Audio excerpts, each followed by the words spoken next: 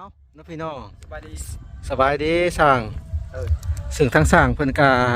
มาเบิกเงินนะพี่น้องมาเบิกเงินถึงที่บ่อนประพรผักเนาะเป็นได้แล้วล่ะบ่ทั้งเทิงหัวนะทั้งหัวแล้วข้างนั้นก็ละครึ่งนึงแล้วโอ้ครึ่งนึงแล้วมันแล้วยังดีนั่นนะสิเบิกเงินลินบุญซั่นบ่โดยเบิกจักเท่าใด2 ล้าน2 ล้านแบ่งคนละล้านค่าสร้างน่ะ8 ล้านเนาะแม่นก็เบิกอีก2 ล้านยังเหลือ6 ล้านแม่นแล้วแต่ว่าเรื่องอันเกาะกระเทิบนี่อยากถามเลยนะพอเพิ่นกามีงบให้บ่หลายนะพอสิเฮ็ดอยู่บ่จักล้านหา2 ล้านนี่โอ้บ่ไหวได้จังฮะบ่ไหวบ่กระเทิบตัวนั้นนะคอยนิดนึงบ่ได้บ่เท่าไหร่ล่ะ3 ล้านปลายแต่ตัวประมาณ3 ล้านปลายเรียบร้อยแล้วนะเดี๋ยวสิถามเพิ่นให้ซะเพราะว่าเพิ่นตั้งทีแรกเพิ่นตั้งงบว่าล้าน5หรือ2 ล้านเต็มที่เพิ่นว่าอีหยังประมาณนี้เดี๋ยวสิถามเพิ่นก่อนเด้อ2 ล้านนับมึงเด้อ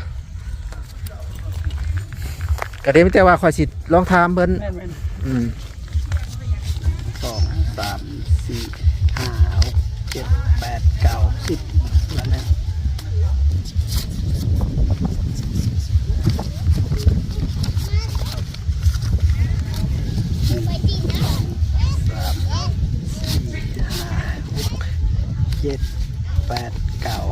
โอเค2 ล้าน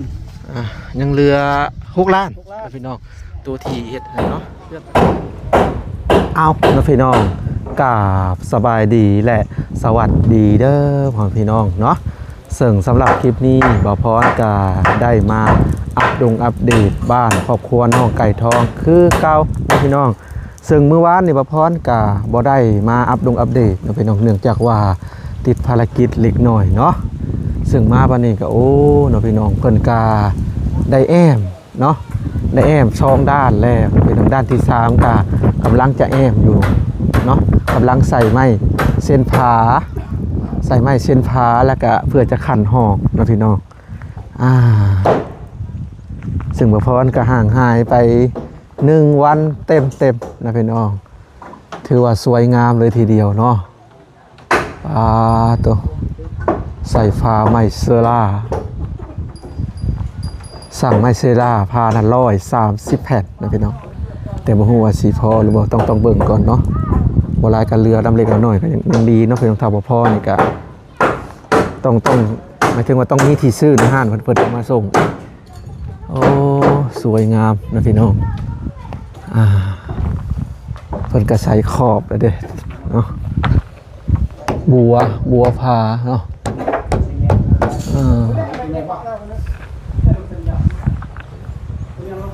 ทางด้านหลัง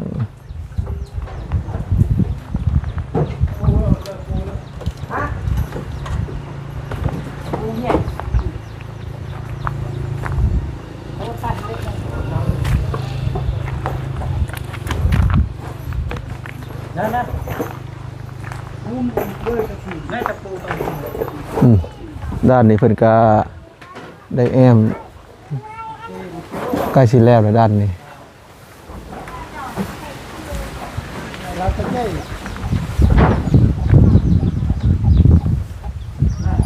เนาะแล้วก็บางนี้ก็สิใส่พวกไม้สีแปดเฮ็ดเป็น5 ลูกติ่งไปเนาะ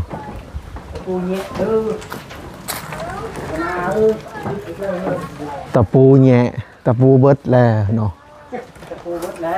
ตะปูตัวได้น่ะ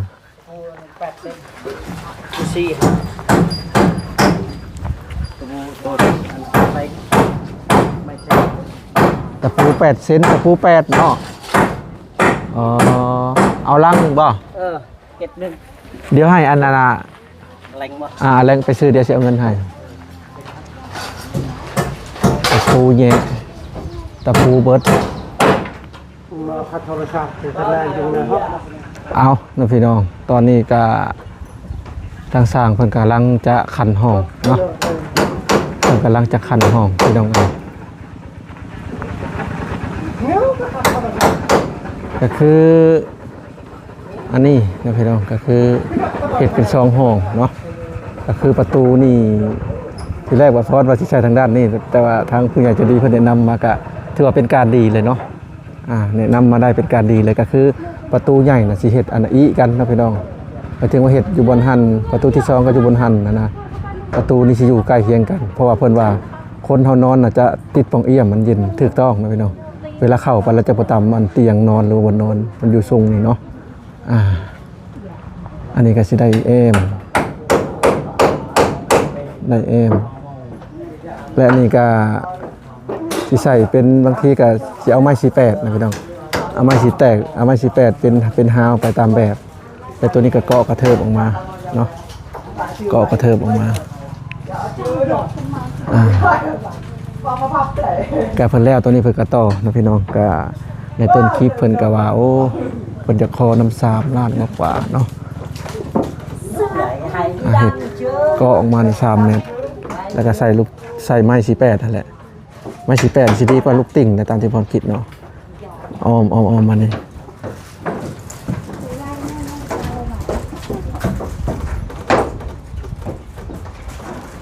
Đâu chứ nào chạy của em. Có điểm đâu rồi. Mới lên tắt máy, tắt máy của em. Mà ra vào giờ rồi đặt rồi mòn rồi. À đấy. Còn đó.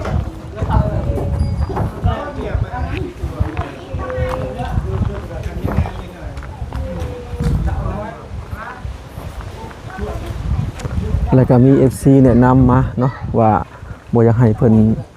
ผูกงัวอยู่กองตารางนะพี่น้องก็แม่นความเพิ่นอยู่เนาะเพราะมันขี่ใส่กองตารางแต่ว่าคนเขตนอกนี่เพิ่นจะแบบนี้นะพี่น้องเลยจะแบบว่าอยู่กองตารางแล้วเพิ่นก็จะมักผูกงัวผูกควายใส่อย่างแต่ทาง FC บอกว่า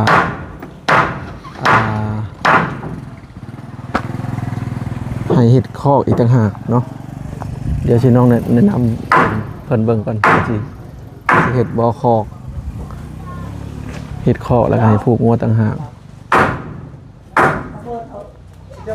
งัวเพิ่นก็2โตเนาะ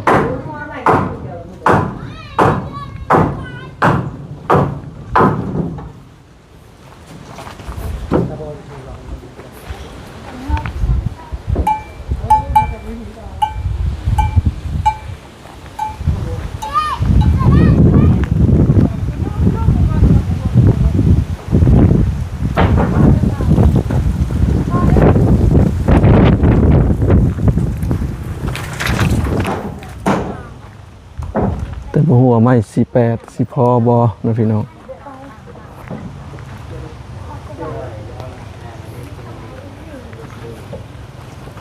ก็กระเทิบออกมานี่อีก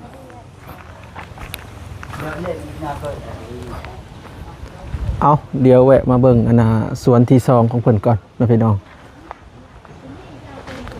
สวนนี้เพิ่นก็เฮ็ดงามเลยพี่น้องเอ้ยเพิ่นค่อนข้างจะปราณีตเลยตัดไม้มาเลี่ยนๆกันแล้วซักแล้วก็ตอกมัดเนาะเบิ่งนี่เพื่อบ่ให้ไก่เข้าเป็ดเข้า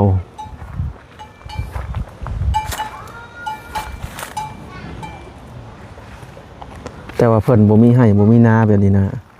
ต้องปลูกพวกเครื่องปลูกทดแทนกันเรื่อยๆมักคงมักเขือได้มักเขือเพิ่นก็มักคงมักเขือมักหลักๆนี่บ้านเฮามักกินนี่มักแตงกับมักถั่วลองมากับมักเขือนะพี่น้องปลูกหลายๆแล้วก็เอาไปแลกข้าวได้ที่ผ่านมาเพิ่นก็ปลูกอยู่พุ่นได้พี่น้องเพิ่นไปขอปลูกอยู่พุ่นอยู่ดินก็เจ้าผู้ช่วงแล้วเกี่ยวข้าวนะเพิ่นปลูกแต่ตั้งแต่อันนั้นแหละตั้งแต่ลงดำนาแล้วเกี่ยวข้าวเพิ่นก็เอาให้ซุมบะพรอยู่ได้มักถั่วให้แล้วมันนี่ควายเข้าไปกินเบิดเลยสมเพิ่นอยากได้อีหลีเนาะอยากได้ดินอยากได้ปลูก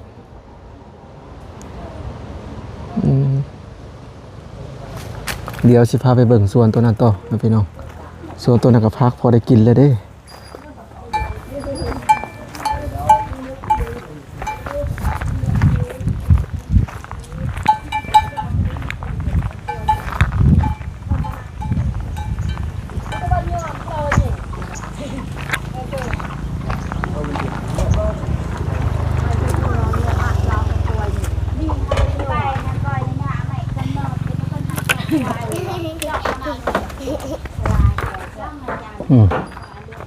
แต่ว่าดินตัวนี้สีงามกว่าตัวนั้นเพราะว่า ดินตัวนี้รู้สึกว่าดินเป็นคูนใหม่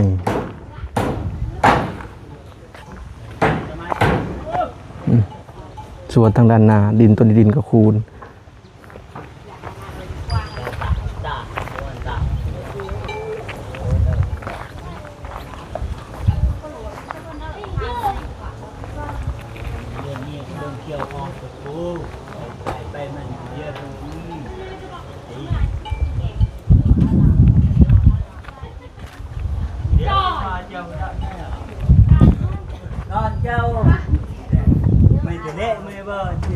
แต่ตัวนั้นก็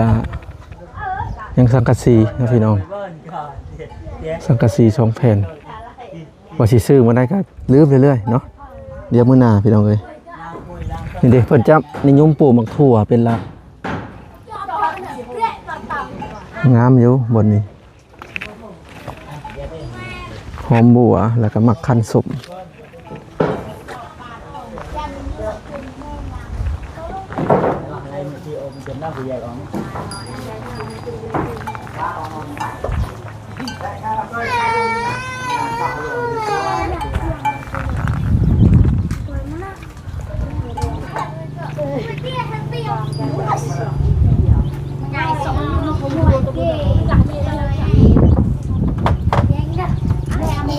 สบายดีพากันเห็ดยังสบายดีเหรอ พากันเอาหลานบ่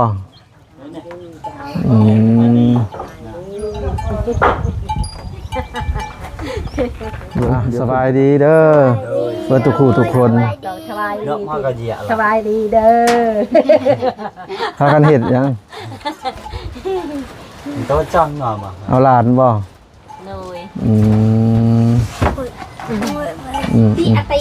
อยากกินเข้าไปมุกปกัน ฮอดแล้วบ่เดือน ยัง ยังบ่ โดย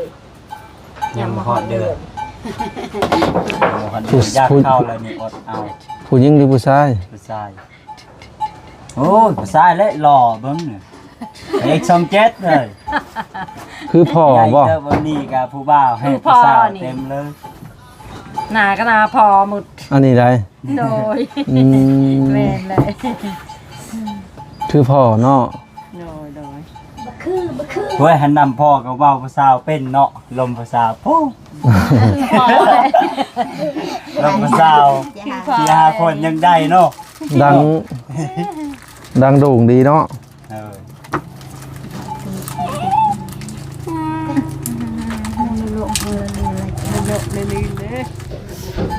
เอานะพี่น้อง ตอนนี้ก็ได้ขึ้นมาเบิ่งข้างเทิงเลยเนาะ ตอนนี้ทางสร้างเพิ่นก็กำลังคั่นห้องพี่น้องเอ้ย ประตูก็สิอยู่ใกล้กันเลยเนาะ ตามจุดประสงค์ของผู้ใหญ่ใจดีเพิ่น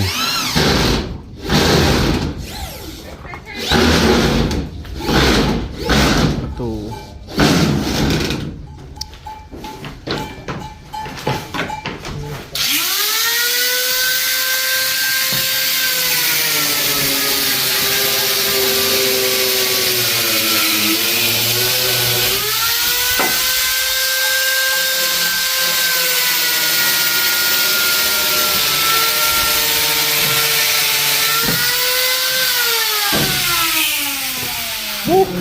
วัด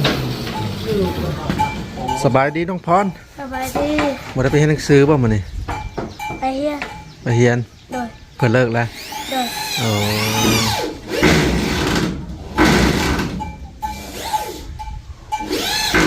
เพิ่นเลิกแล้วเนาะ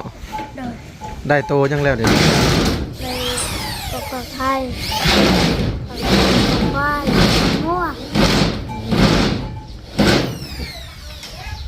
ได้หลายโตอยู่เนาะ โดย โอเค เดี๋ยวอ้ายไปเบิ่งประเทศก่อน Đẹp chứ, tao thấy nhanh อ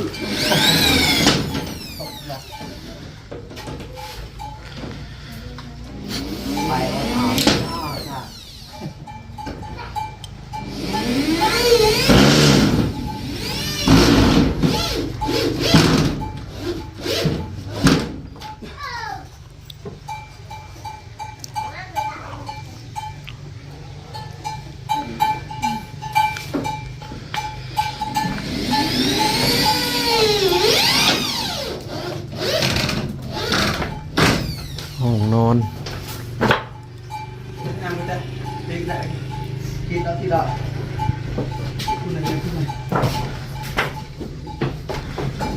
Pongเอี่ยม2ปองห้องนึง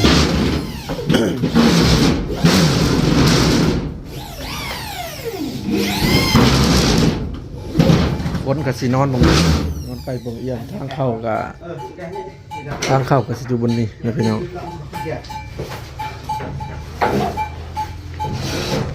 ปองเอี่ยม2 บานยำฮ้อนไข่ออกเย็นเนาะ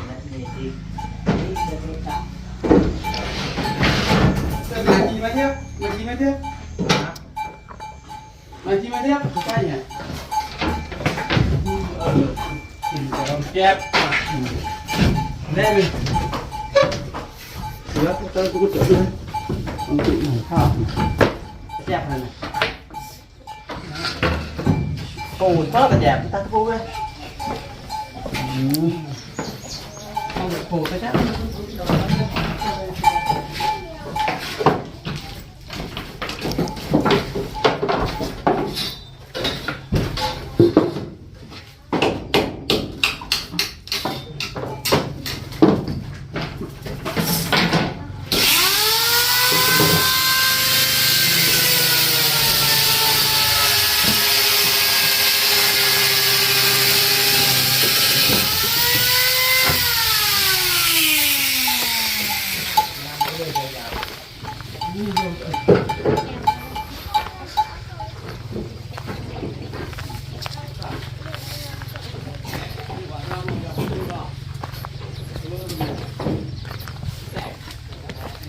สบายดีแม่น้อม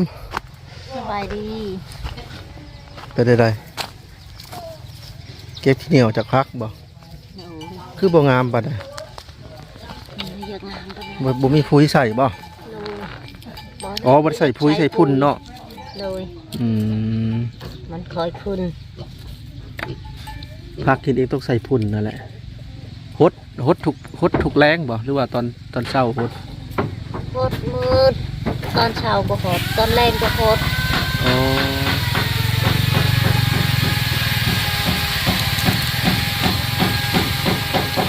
ฮดทุกเช้าทุกแรงเนาะ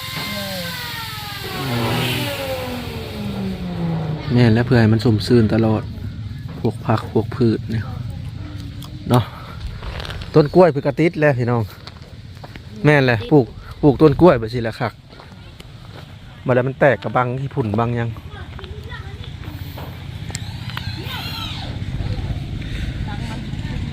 หมักเพชร FC เนี่ยนำมาว่าจุดนักคือหมักเพชรเพราะว่าเขาตากแห้งได้กินตลอด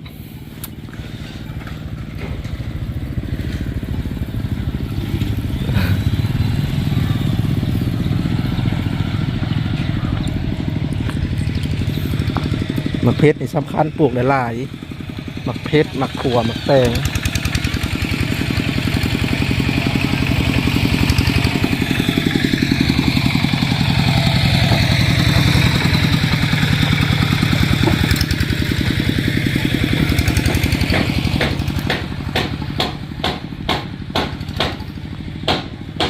โอ้ทางพ่อปัญหาน้ำ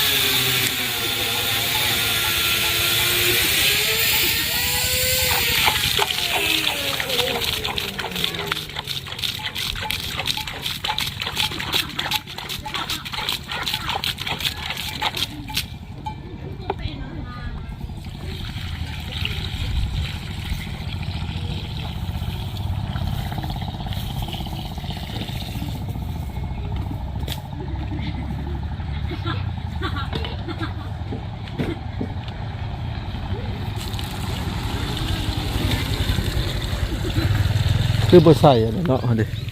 บัวบ่ถนัดบ่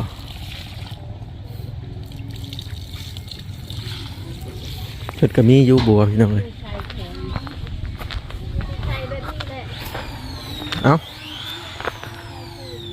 เอาโอเคนะพี่น้องสำหรับคลิปนี้บ่พรก็สิได้ขอตัวยกคลิปเพียงเท่านี้ก่อนเนาะก็มีต่อมืออื่นก็สิได้มาติดตามไม่เนาะส่วนบ้านน้องไก่ทองนะพี่น้องส่วนบ้านน้องลินดานะบ่แม่นว่าสุมเฮาบ่ได้ดำเนินการเด้อพี่น้องแต่ว่าสร้างเพิ่นน่ะตั้งขึ้นไว้แล้วเพิ่นยังติดภารกิจเฮ็ดเฮือนอีกหลังหนึงเพิ่นแล้วเฮือนหลังบ้านอื่นเพิ่นจะมาเฮ็ดเนาะบ่แม่นว่าสุมเฮาหยุดเลยคือรอสร้างนั่นแหละสุมเฮาก็ยังดำเนินการต่อไปเนาะโอเคนะพี่น้องสำหรับคลิปนี้ขอตัวไปก่อนเอาไว้คลิปหน้ามาพบกันใหม่เนาะไปแล้วครับพี่น้องสบายดีแหละสวัสดี